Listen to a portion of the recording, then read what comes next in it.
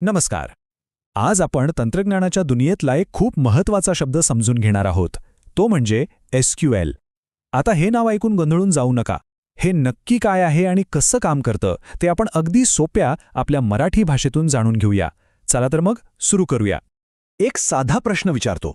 आपली शाळा असो, बँक असो किंवा अगदी एखादं हॉस्पिटल, तिथली एवढी सगळी माहिती म्हणजे विद्यार्थ्यांची नावं, आपल्या बँक खात्यांचे तपशील, पेशंट्सचे रेकॉर्ड्स, ही प्रचंड माहिती नेमकी कुठे ठेवली जात असेल? कधी विचार केलाय का? या प्रश्नाचं उत्तर अगदी एका शब्दात आहे, एका डेटाबेसमध्ये. हो, डेटाबेस म्हणजे जणू काही एक डिजिटल तिजोरीच, जिथे सगळी माहिती एकदम व्यवस्थित, संघटित पद्धतीने साठवून ठेवलेली असते. ठीक आहे, म्हणजे माहिती तर डेटाबेसमध्ये ठेवली, पण मग त्या तिजोरीतून माहिती काढायची कशी? किंवा त्यात काही नवीन माहिती ठेवायची असेल तर? म्हणजे त्या डेटाबेसशी बोलायचं कसं? आणि इथेच खरी गंमत सुरू होते. इथे एंट्री होते एसक्यूएलची. एसक्यूएल म्हणजे दुसरं तिसरं काही नाही, तर त्या डेटाबेसची भाषा आहे. एसक्यूएल याचं पूर्ण नाव आहे स्ट्रक्चर्ड क्वेरी लँग्वेज. नावावरूनच कळते, ही एक प्रकारची भाषा आहे. एक अशी खास प्रोग्रामिंग लँग्वेज जी आपण वापरतो डेटाबेसमधून माहिती मिळवण्यासाठी, त्यात नवीन माहिती साठवण्यासाठी किंवा असलेली माहिती बदलण्यासाठी. थोडक्यात सांगायचं तर डेटाबेसचं पूर्ण व्यवस्थापन करण्यासाठी. आणि ही काही साधीसुधी गोष्ट नाहीये. जगातल्या मोठमोठ्या प्रसिद्ध डेटाबेस सिस्टम्स जसं की MySQL, ऑरेकल डेटाबेस आणि मायक्रोसॉफ्ट एसक्यूएल सर्व्हर, या सगळ्यांमध्ये एसक्यूएलचाच वापर होतो. म्हणजे विचार करा, ही किती महत्त्वाची आणि सगळीकडे वापरली जाणारी भाषा आहे. आता सगळ्यात महत्त्वाची गोष्ट, हे सगळं लक्षात ठेवण्यासाठी एक सोपी कल्पना डोक्यात ठेवा. एसक्यूएल म्हणजे काय? तर डेटाबेसशी बोलण्याची भाषा. जसं आपण एकमेकांशी बोलण्यासाठी मराठी वापरतो, तसंच आपण डेटाबेसशी बोलण्यासाठी एसक्यूएल वापरतो. बरं, ही भाषा आहे हे तर आपल्याला कळलं. पण मग या भाषेचा वापर करून आपण नक्की काय काय करू शकतो?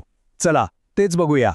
एसक्यूएल वापरून मुख्यत्वे 5 गोष्टी करता येतात. एक म्हणजे नवीन डेटा साठवणे. दुसरं, आपल्याला हवा असलेला डेटा शोधून काढणे. तिसरं, असलेल्या डेटामध्ये काही बदल करणे. चौथं, नको असलेला डेटा काढून टाकणे. आणि पाचवं, माहिती साठवण्यासाठी नवीन टेबल तयार करणे. याच आहेत त्या मुख्य क्रिया.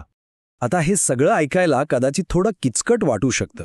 म्हणूनच आपण एक साधनचं उदाहरण घेऊ आणि एसक्यूएल प्रत्यक्षात कसं काम करतं तेच पाहूया. कल्पना करा की आपल्याकडे शाळेतल्या विद्यार्थ्यांचा एक छोटासा डेटाबेस आहे. त्यात स्टुडंट्स नावाचं एक टेबल आहे आणि या टेबलमध्ये विद्यार्थ्यांचा रोल नंबर, त्याचं नाव आणि त्याला मिळालेले गुण अशी माहिती आहे.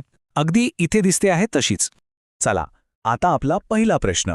आपल्याला या टेबलमधल्या सगळ्याच्या सगळ्या विद्यार्थ्यांची माहिती बघायची आहे.